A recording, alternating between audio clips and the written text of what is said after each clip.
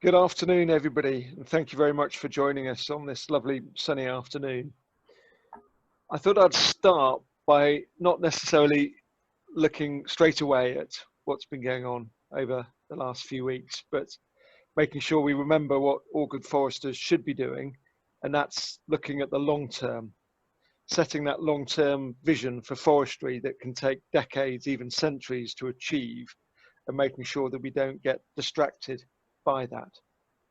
So where is the long-term scene in UK forestry at this present moment in time? Forestry in this country has been influenced for years, centuries even, by government policy, and that continues to be the case today. Over the next few years, from the mid-teens through to the mid-2040s and into 2050s, we'll be seeing a reduction in the availability of softwood as a result of reduced planting during the late 80s, 90s, and early 2000s. Conversely, the amount of hardwoods available for harvesting and production over the next 50 years will increase dramatically following on from the 1986 broadleaf policy, which saw lowland England move from a conifer-based planting regime to a broadleaf policy. We need to remember that this availability of resources there, and we manage our woodlands now to ensure that at time of harvest, it is of good quality, high value, and benefiting landscape, biodiversity, and wider society demands for good public open access.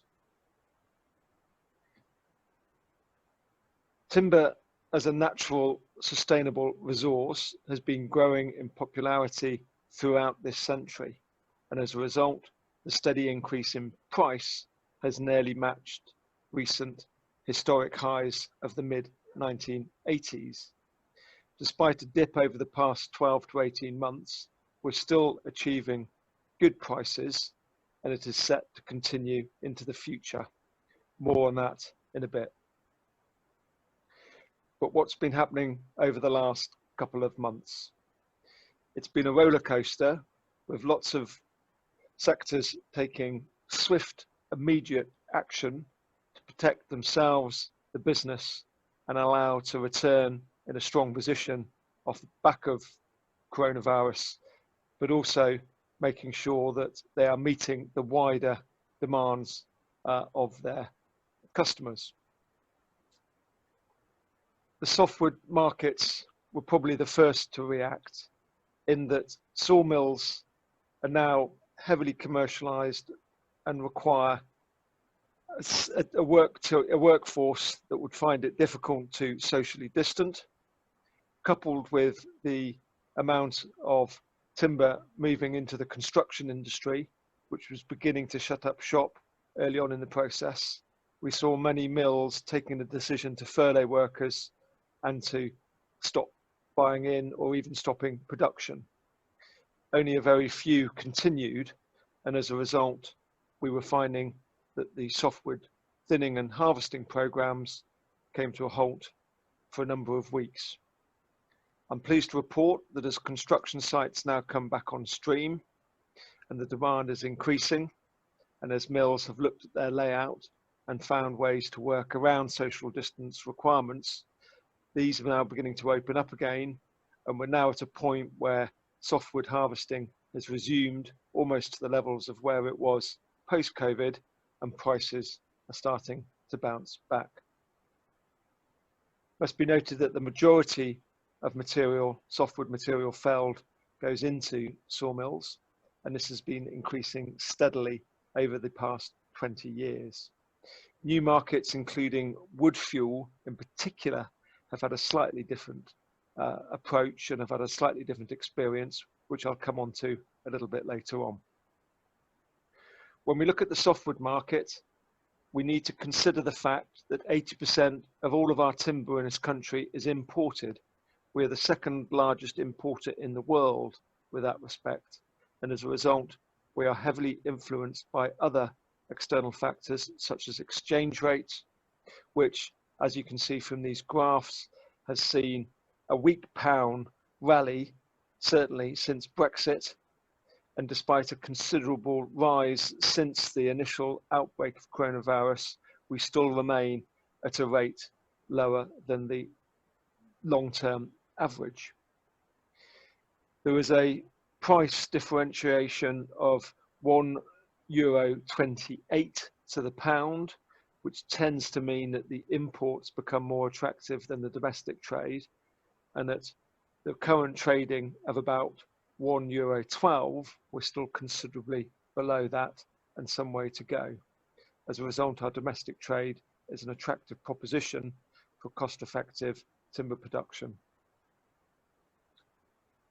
We also need to look at how supply from Europe has been affected by particularly the Ips typographus outbreak experienced during 2018 and into 2019 throughout Germany, Czech Republic, and Central Europe. This beetle, also known as the eight-tooth spruce beetle, has caused devastation to huge swathes of spruce forest, resulting in premature sanitation felling and a flooding of the market of this product.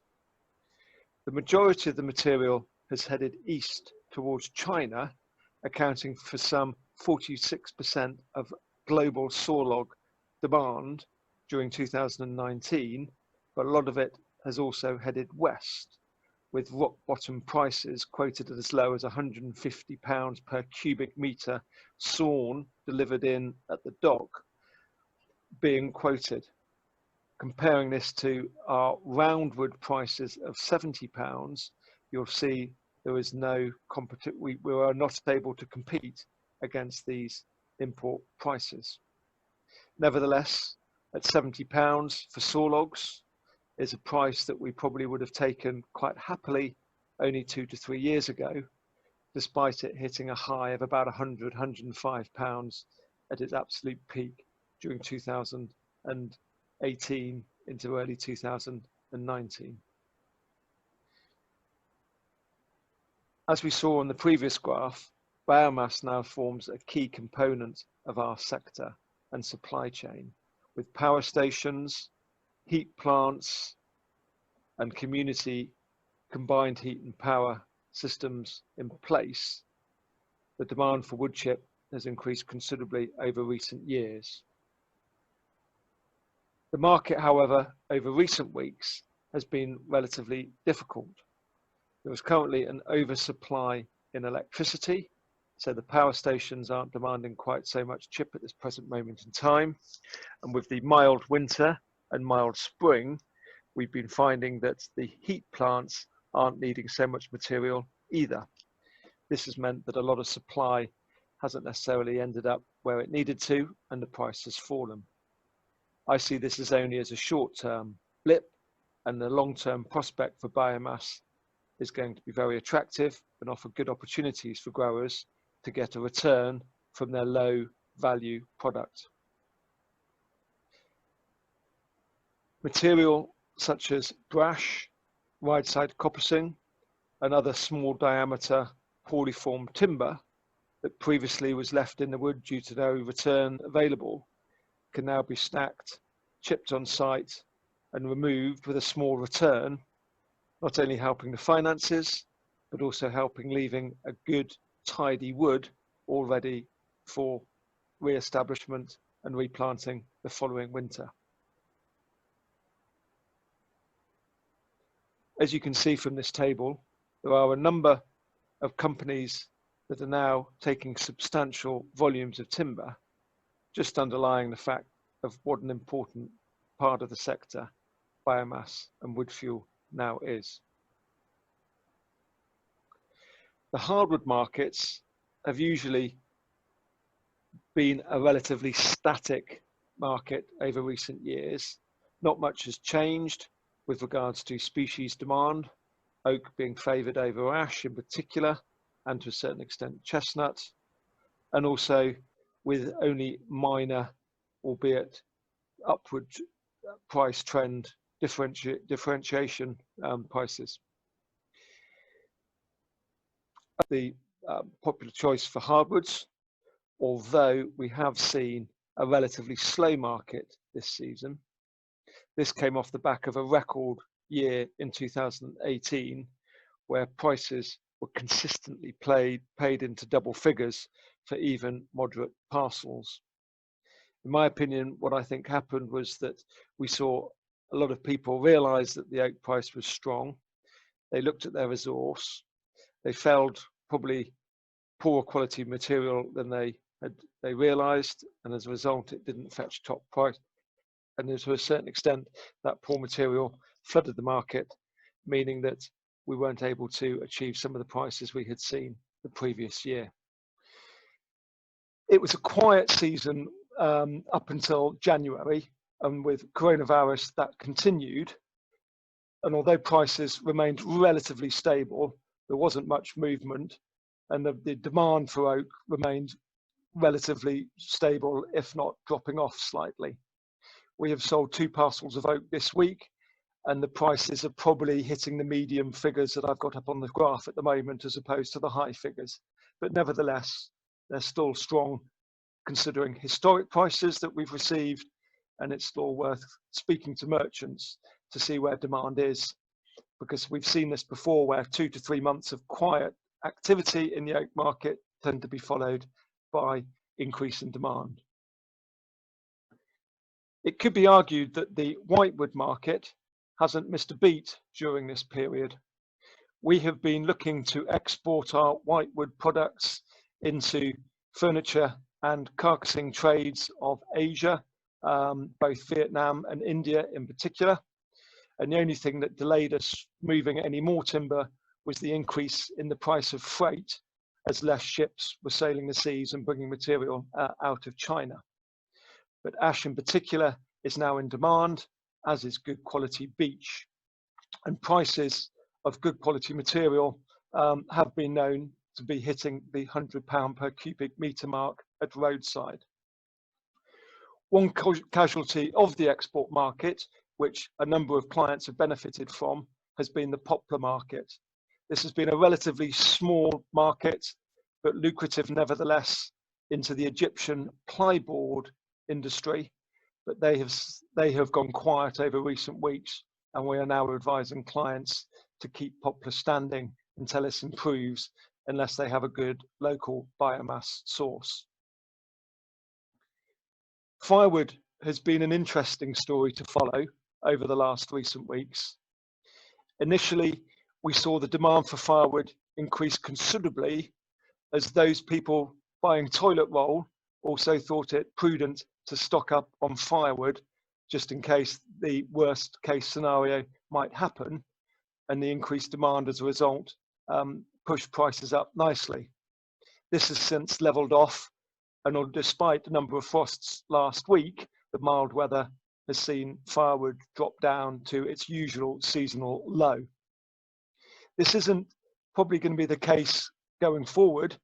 We're hearing that a lot of people stuck at home are enjoying lighting a fire pit or a Swedish candle of an evening and enjoying a drink outside, huddling around that. And as a result, who knows, we might see a little bit of a kick coming into spring, but at the moment it remains relatively stable.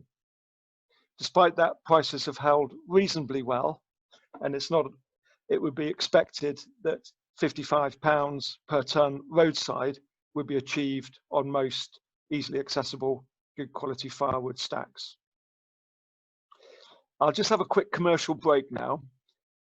One thing that we've learned both within Lockhart Garrett and in the industry, that when times are hard, when we hit difficulties, true leaders come to the fore, and they support and they look after the team around them.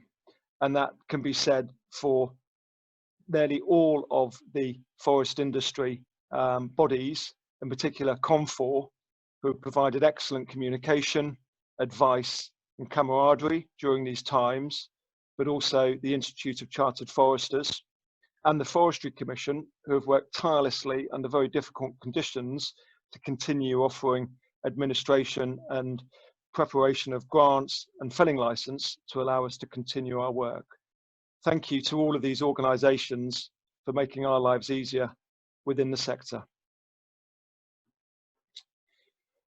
Contractors have found it difficult to continue to work under the social distancing rules, but have found ways around it. We found during the initial phase of coronavirus that a lot of contractors immediately furloughed staff or took the decision on grounds of health and safety that they didn't want to be operating chainsaws within the wood for the fear of not being able to get immediate medical help should the worst happen. And as a result, availability of contractors dropped off, and we had a number of jobs which we've had to postpone or put on hold for the present moment in time. The nursery trade had got most of their stock in lowland England out and to the customer by the time lockdown really took hold. And as a result, they weren't affected too much within this current season. But there is already concerns looking at both the season ahead and the one after that with regards to availability of stock. Those nurseries who are currently undertaking seedling planting, as in they're planting seeds, have been okay because most of this has been mechanical. But nurseries, particularly in Scotland, who tend to work on transplant establishment, i.e. they'll look to move plants on after 1 year of growth, have found it very difficult to do this with social distancing rules now in place. And concern of how they're going to be packing and sorting stock come the autumn and into winter is also of great concern. This is a job that requires people to work close together, usually in tight packing sheds, and for that to change will require considerable investment or reduced supply.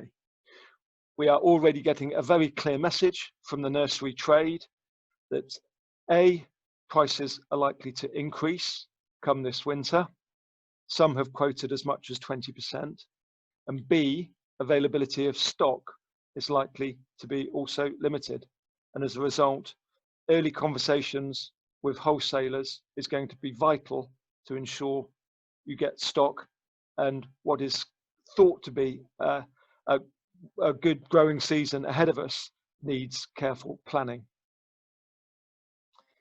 Additional constraints will also affect how we work within the woodland, and there will be associated costs with that. The requirement for the preparation of welfare units within the woodland setting was already coming about before coronavirus hit us, but this will be even more prudent now. Hot and cold running water with toilet facilities will be seen as a minimum requirement and will be forming part of most forestry operational risk assessments and sites going forward. This additional cost will need to be factored in both within budgets and in prices accordingly. So where we are with woodland sales, it has been surprising just how much people have sought the refuge of woodland to enjoy and break free from the isolation of their homes. This has increased the demand for woodland considerably, and although it has been difficult to put new woodland onto the market, I understand from some of the key agents within the industry that there was an exciting spring ahead with some quite large woodland estates coming onto the market, both in Hampshire, Devon, and in Wales. And we look forward to seeing further details on that. Forestry is proving to be a very good investment opportunity compared to other equities and commodities such as arable, gold, and wheat, outperforming all of these considerably.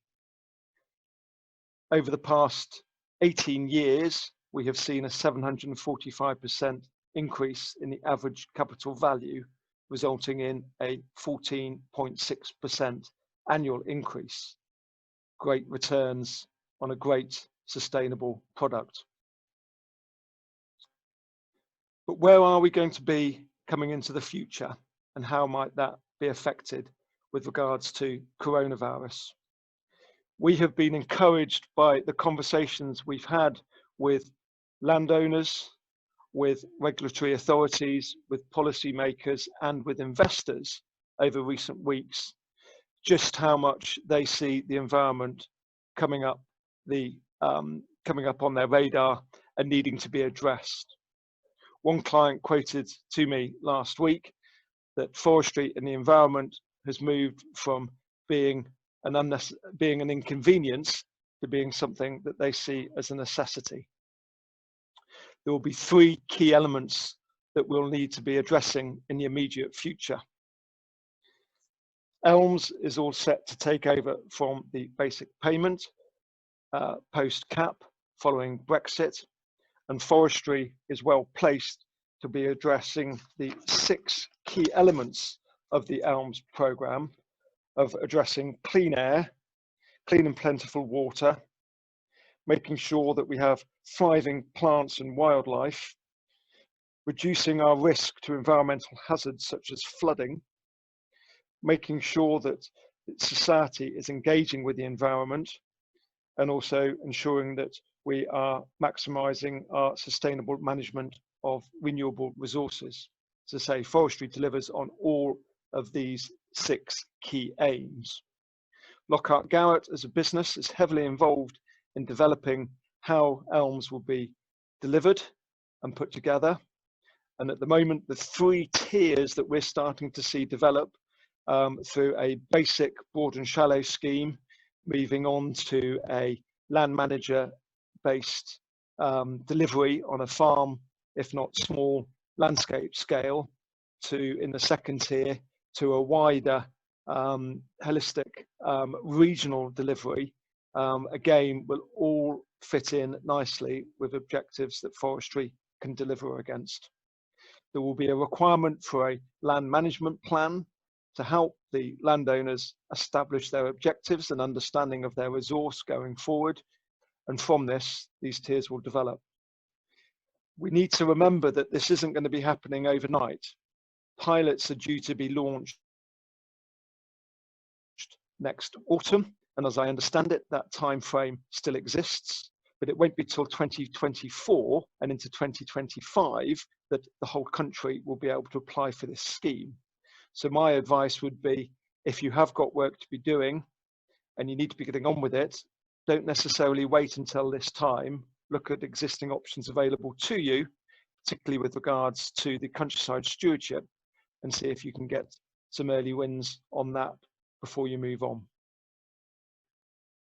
Probably the most frequent phone call I've had over recent weeks relates to opportunities around woodland carbon. In particular, the Woodland Carbon Guarantee Scheme that was launched in 2019. This provides an opportunity for landowners to plug the elusive income gap between establishment and first and second thinnings through the trade of carbon. The first auction that we saw related back in January saw a total of 18 contracts being offered. And as we understand it, a price of £30 per unit, that's per tonne, was achieved. Please note that the second round auction has been brought forward from August to early June. Applicants need to be submitted by the 5th of June, and the auction will run from the 8th to the 19th of June. It is a simple, straightforward process that does not require a huge amount of commitment with regards to actually establishing the trees until you know whether or not you've been successful. So if it's something you're considering or would like to discuss more, please do not hesitate to contact us after this presentation. Shortly, secondly to the carbon conversations I've been having, we've also had the phone ringing on numerous occasions with regards to how natural capital and ecosystem services are needing to be implemented, particularly with regards to addressing new planning demands through change in policy. We're seeing opportunities for landowners to be able to help deliver development through 106 agreements and mitigation of their environmental requirements through good, sound forestry management. Again, this emerging market is something that John Lockhart in particular has been taking a lead on, and we're working very closely with both policy and clients, policymakers and clients on this to offer a succinct and clear service. So I've given a very quick brief shot of where we are within the sector. We're very lucky to have Steve Scott, the Area Director from the Forestry Commission, to update us as to how the Forestry Commission are working. Over to you, Steve. Thank you, Justin, and hello, everybody. I've just been asked to remind people that if they want to pose a question, there's a Q&A facility at the bottom of the screen. I see Edward has asked a question which I was in the process of typing a response to, so we can pick those up at the end of the presentations. And also, Adrian asking that the presentations are going to be available afterwards, and they are. I think Vicky will send those out. So you don't have to make extensive notes unless you want to. I'm Steve Scott. I'm the Area Director for the part of the Forestry Commission that covers Essex up to the Peak District, but I've got colleagues on the call who cover other parts of the country as well. And I'll be asking questions about this slide afterwards, so I hope you're all paying attention. But since 2019, we've been in sort of full devolution as far as forestry goes. So Scotland and Wales have now got their own organisational structures when it comes to forestry. Northern Ireland always did. So it's quite complicated, and I'm only talking about the English situation with any authority. Next slide, please, Justin. You may continue to be confused about who the hell the Forestry Commission is, and our colleagues in what was Forest Enterprise have now rebranded themselves as Forestry England. So some people think the Forestry Commission doesn't exist anymore. So hopefully this slide might help a little bit in unpicking some of that. So the Forestry Commission in England is made up of 3 parts. Forest research is the easiest bit to understand because they do research in forestry. Forestry England are the managers of the public forest estates, so Thetford Forest, Sherwood, etc., managed by my colleagues in Forestry England. Both them and Forest Research are agencies of the Commission. And then the Forestry Commission bit that deals with the private sector, so deals with the grants and the regulation and works on partnerships and is the statutory responder to local authorities and that sort of thing. Internally, we're branded as Forest Services, but that externally as Forestry Commission. But we're all part of the Forestry Commission, despite our separate little silos. And just to make things a little bit more complicated, we work off the DEFRA vote. So we basically get all our money via DEFRA. So there's a connection there, although we're still a separate non-ministerial public department. As I say, I'll be asking questions about all of this internal organisation afterwards, so please pay attention. Thanks, Justin. Next. I just wanted to really use this opportunity just to say how we are helping you to continue the work of the important forestry sector during what have proved quite difficult and trying times. My team, we've never stopped working. We haven't furloughed anybody on the Forest Services Forestry Commission part, but we have, like many of you, have had to adapt to a home working environment. That's worked pretty successfully, actually, and I'm starting to question now why the hell I was spending 6 hours on a train to Birmingham for a meeting when we can actually adopt some of this new technology stuff. In terms of the processing of schemes and licenses and so on, what we've done is quite an extensive evaluation of what we can do at home or at the desk using a risk-based approach. And the basic mantra is that if we can sort it from the desk, we will deal with it from the desk and we will approve schemes and push through grant schemes and so on and applications as much as we can. However, once we've exhausted that, we will, if they are a priority, carry out site visits as well. And we are cranking up on that now, and you'll see more and more. Or maybe you won't see it because obviously we will have to maintain social distancing. This is a fluid situation at the moment. Hopefully you can see on the screen there the sort of activities and the rationale for site visits. In essence, it's around illegal felling activity because we have to make sure that it isn't people aren't getting away with illegal activity. So we will site visits for that. Felling licenses, particularly the complex ones. If it's easy, we'll do it from the desk. Environmental impact assessments, and then more recently, grant applications and legacy grant inspections as well. So those are the ones that are currently on the list for site inspection.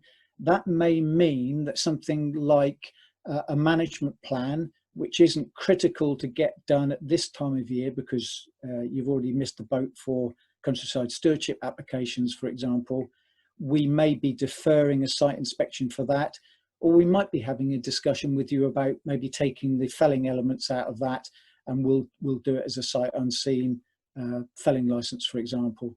So the bottom line is, often with these things, talk to us and we'll see what the art of the possible is. Next screen, please.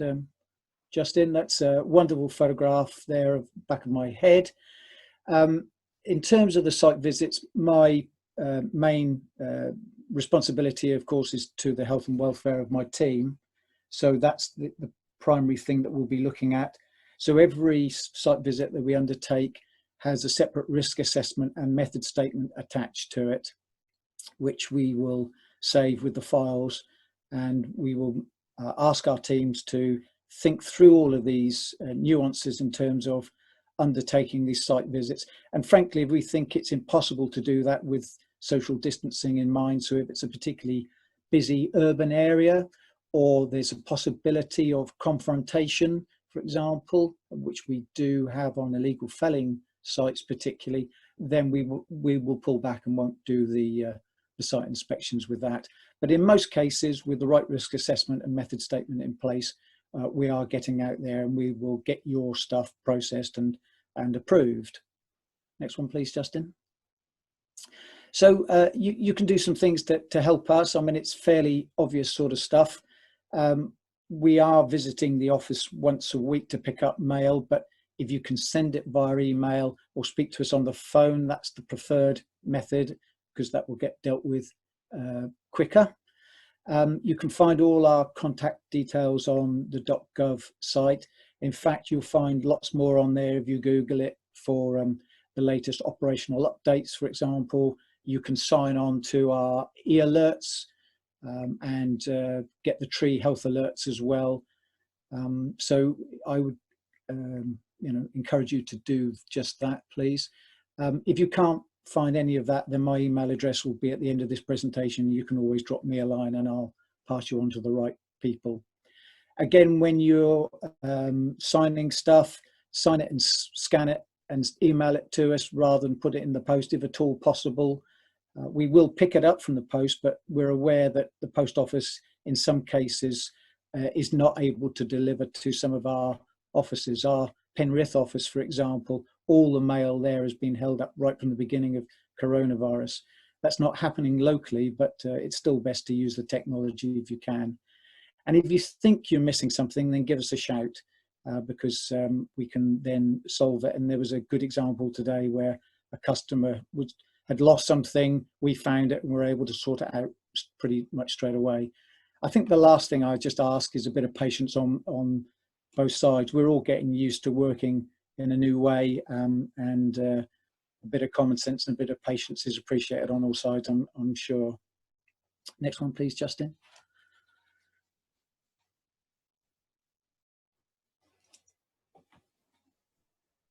Justin's obviously having problems with his mouse, or it's not refreshing on my screen. Okay, it may have moved on. I can't see it. I think that was about it from me. As I say, if you've got any questions, type them in the Q&A and we'll pick them up at the end. Steve, thank you very much indeed, and much appreciated. And I know we all, certainly from Lockhart Garrett, appreciate the work that your team are doing and the way they're approaching things, and certainly the feedback we've had on a lot of things has been very good. Now we have got a bit of time for questions, both to Justin and to Steve. And as Steve said, if you've got a question, please just plug it into the Q&A session, the Q&A box at the bottom of the page, and we'll be able to pick that up and answer it. Alternatively, there is an option of, I think on the side of your screen, you've got an option to raise your hand, and that will be noted by us as panelists, and so we'll be able to pick those questions up. But we have got one from Edward, who is asking about the elms issue and whether or not pure forestry would form part of elms. And I think, Steve, possibly if you can pick that up, and then Justin, if you've got anything to add, that'd be great. Yes, thanks, John. I sort of sent a holding reply to Edward in the text box. I mean, I think the first thing to say is the consultation on elms was kind of put on hold due to coronavirus, but that does mean that there is still more time to respond to that, and I would urge you all to look at that consultation and respond so you can judge how you see forestry fitting into that. The basic tenet of elms is around public money for public goods, and those public goods are really around the concept of ecosystem services. So it's things like carbon and water that the government is looking to pay for, not timber per se. Now, I wouldn't despair on that, because I think there's lots, possibly woodland can offer more to ecosystem services than any other land use. So I think there's a lot in elms for us to play for, but I think you need to make sure that you respond to the consultation. So I would, if you can't find it yourself, then again, contact me and I can send you the link to the consultation. It is currently under abeyance, but that will get picked up, I suspect, in the next few weeks. And there's a really important opportunity to influence that. And while I've got the microphone, we're expecting an England tree strategy to be launched, the consultation for that to be launched in June. So there's another opportunity to influence the policymakers around what we think trees and woodlands can deliver. So two really important opportunities there. Justin, are you still available on the call? I've got a note, unfortunately, that you may have dropped out due to signal, but I know Justin's been very heavily involved in the development of the elms work, and in particular some of the advice areas around elms. And if anybody's got thoughts and ideas as to how that might work better and how that might operate in the future, then please do forward those to Justin. He's been very closely involved with that, and will be able to pick up on that. I think, as Steve said, we were also asked if we could circulate the details of these presentations, and certainly that will be possible. Steve, one question from me really, and it was about what you just mentioned, which was the forestry, tree and forestry strategy, which is due to be published, I think, for consultation towards the middle of June. What sort of thrust is that, and what do you feel are going to be the key things that you want to see out of that as the Commission, and what sort of do you think are the most effective inputs that we as members of the sector can put into that? Yeah, again, there's probably a very big answer to a deceptively simple question, John. Thank you. So the strategy will really try and pull together all the policy drivers for forestry. We've had, since the independent panel, a government policy response in 2013, and that was really the only effective policy that we had for forestry, because the previous strategies were done under different administrations and they were sort of voided. So we've been running to the tune of a number of different policy drivers: the 25-year environment plan, the carbon plan, the construction, the industry plan, and so on. So the first thing this strategy will do will pull all those threads together and become the sort of single policy driver. It's a bit dry, but from that drives all the money, so that becomes suddenly quite interesting. And it's one of those things where every comma and every dot becomes really important, because that's the thing that will drive us for the next 5 years, probably, in terms of how we access funding and so on. So when it comes online, as I say, in June, hopefully, again, it's one of those things I would really urge you all to get involved with, either independently or through your various representative organisations, to make sure that the words match the intent, match what you think forestry can deliver. I haven't seen the contents of that yet, but you know, you can kind of imagine the structure around existing woodland creation and so on. And there'll be a lot of emphasis on the spend for woodland creation particularly. And, you know, you may have views about the balance between that and existing woodland, how we create more productive woodlands, for example. Justin was talking about the lack of conifers being planted in the last 30 years. Those are the sorts of things I would expect those with an interest in woodland to hook onto and to comment on. Great, Steve. That's really useful. Now we've got a couple of questions coming in. First one from Adrian Cannon. Woodland carbon code. Can woodlands, say 3 years old, be added to the scheme? Who would like to pick that up? Steve, do you want to have a first go? And then Justin, I see you're back online. Do you want to pick up as well on that? Yeah, the short answer, Adrian, is no, unfortunately. So the current, both the woodland code and the carbon guarantee are really about new woodland. You can, I think there is a short window you can register on the carbon code after it's planted, but certainly in terms of the carbon guarantee, the government is wanting to pay for woodland that hasn't yet been planted to bring additionality. So that may change, but at the moment it's really about new stuff that hasn't been planted yet. Okay, I think the window is 2 years for woodland carbon code, but as you say, the guarantee needs new schemes. Certainly elms may pick up on carbon storage within existing woodlands, Adrian, and maybe that's something to plug into the consultation on the forestry strategy. Also, Dan Small, nice to have you on the call, Dan. And your question, after carbon storage, which ecosystem service is likely to be traded? It's a very good one. I mean, I can probably pick this up a little bit in that one of the things I'm discussing with a number of parties at the moment, Dan, is about biodiversity offsetting. And at the moment, new woodland creation within the current auspices of the biodiversity calculator that's currently been trialled, the Deframetric 2, is sort of prejudiced slightly because of the time that it takes to reach its target condition, and it therefore gets discounted. Now, a lot of work's been done to try and change that, and also a lot of work's been done on wider environmental net gain metrics, so that they would take account of other services that are provided, maybe water quality works or air quality, landscape, etc. But I think at the moment I would probably put my money on biodiversity offsetting, but there's a lot of work that needs to be done, and any inputs from people that we can get into that, so that biodiversity credits can be created from improving conditions of existing woodland or planting new woodland.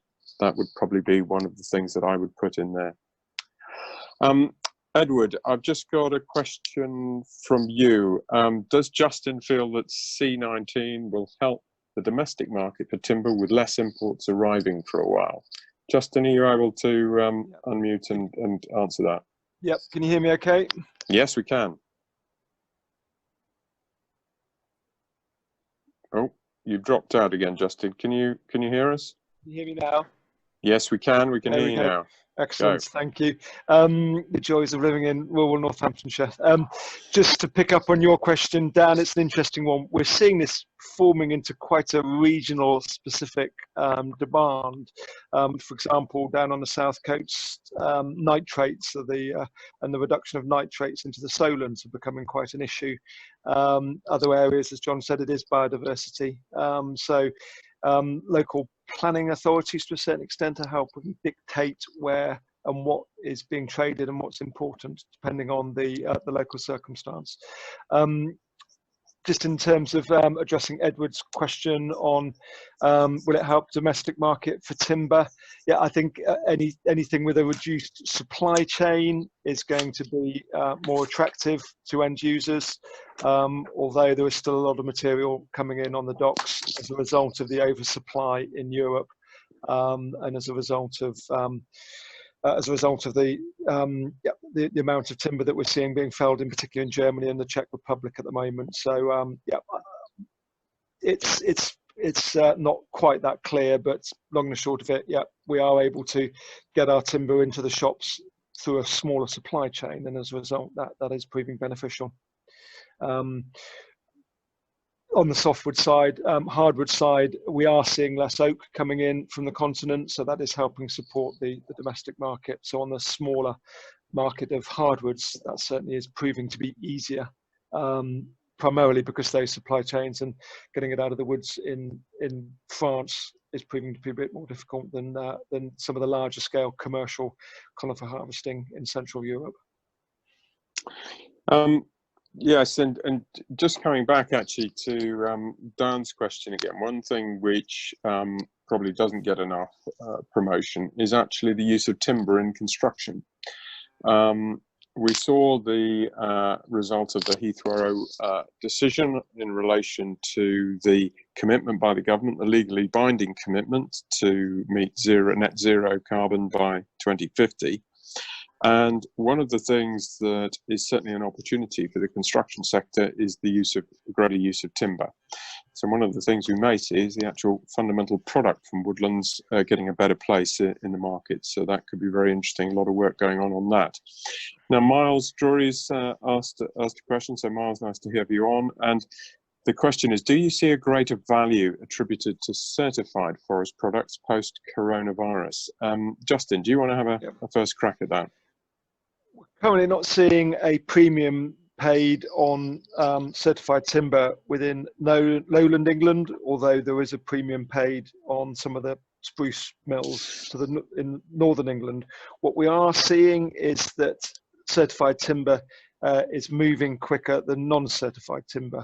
The example I give there is certified firewood, for example, is going to a big wholesaler in Norfolk and is being moved quite readily at this present moment in time because the end customers are wanting certified timber, whereas now non-certified timber is still remaining at roadside. So I think it might be easier to place your material if it's certified, but in lowland England, we're not necessarily seeing that premium as yet. I think the wider opinion on certified timber is that the supply of certified material is reducing, and as a result that might have an impact on the price, but that won't be corona related. Okay. Well, that's the last of the questions we've got through the system. Obviously, please feel free to answer anything else, but as we said, we'd wind this up in sort of just under the hour, so we'll be able to do that. I'd just like to say a couple of words to round off. Firstly, I'd like to thank Justin, obviously, for all his input, and also Steve. Steve, thank you very much for your contribution. Very good to have you on the call. And also for all of you for spending the time to attend and to listen to what we've got to say. Hopefully you found it useful. Hopefully you found that it's provided some of the answers in relation to some of the questions you had, and also given you a good update as to where we currently are. And certainly there's a lot of things on the horizon. I think we are seeing forestry certainly coming up the agenda, and a lot of the conversations I'm having with policymakers and so on really do see forestry as being the key of it. The one thing we haven't sort of probably covered an awful lot today is the commitment that is likely to be enshrined within the forestry strategy to plant 30,000 hectares per year by the end of this parliament. It's an awful lot of trees, and with some of the pressures on the nursery sector, a massively challenging target. But that aspiration could see an awful lot of land use change and an awful lot of opportunity coming forward. Going forward, we will be sending out a quick questionnaire, and we'd be very grateful if you'd spend a couple of minutes just filling that in, just giving us an idea of your feedback, and also giving us an indication as to what other similar things you'd like to see in the future. We'd like to do more of these, and we'd like to make them as valuable and as useful as we can to both those of you attending today and also others that might be interested. So please do take a few minutes to fill that in, and we'll be circulating the details. And obviously, if there are any other questions that you have for any of us, and also for Steve, who's provided his email address, please do file those through. But thank you very much indeed for your time. I hope you found this session useful. Thank you again for attending. Thank you, all of our speakers, and I hope you now get the opportunity to enjoy what is an absolutely lovely afternoon where I am, and I'm sure is where you are. So thank you very much indeed.